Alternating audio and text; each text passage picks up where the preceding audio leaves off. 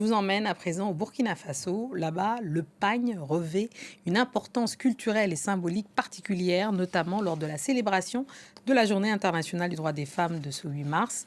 Cette année, le gouvernement burkinabé a pris une mesure interdisant l'importation des pagnes industriels pour cette occasion, préférant promouvoir les tissus locaux artisanaux tels que le faso d'Anfani ou le coco d'Unda. Les précisions de notre correspondante régionale, Makamara. Dans les rues de Ouagadougou, le pagne imprimé du 8 mars, bien qu'interdit, n'a pas disparu des boutiques et des étals, malgré le contrôle de la brigade mobile et de la répression des fraudes. Plus de 6 000 pièces de pagne ont été saisies d'une valeur de plus de 48 millions de francs CFA entre frauduleusement sur le territoire burkinabé. Cela n'est pas sans conséquence pour les commerçants. Hormis le pain de 8 mars, quand ils rentrent dans la boutique, ils payent les pailles de 8 mars et ils ajoutent d'autres pailles. On doit aller de façon progressive. Voilà, sinon comme ça, nous on se sent exclus.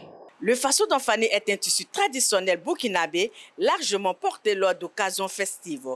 Il est tissé à la main à base de coton local et se caractérise par ses motifs colorés et inspirés de la nature. Le cocodonga est quant à lui une spécificité du Sahel dans la région nord du Burkina Faso, une mesure saluée par les artisans. Avec le faso d'Anfani, quand on arrive à prendre un seul pain, c'est pour dire c'est toute la valeur ajoutée, toute la chaîne de valeur qui gagne quelque chose.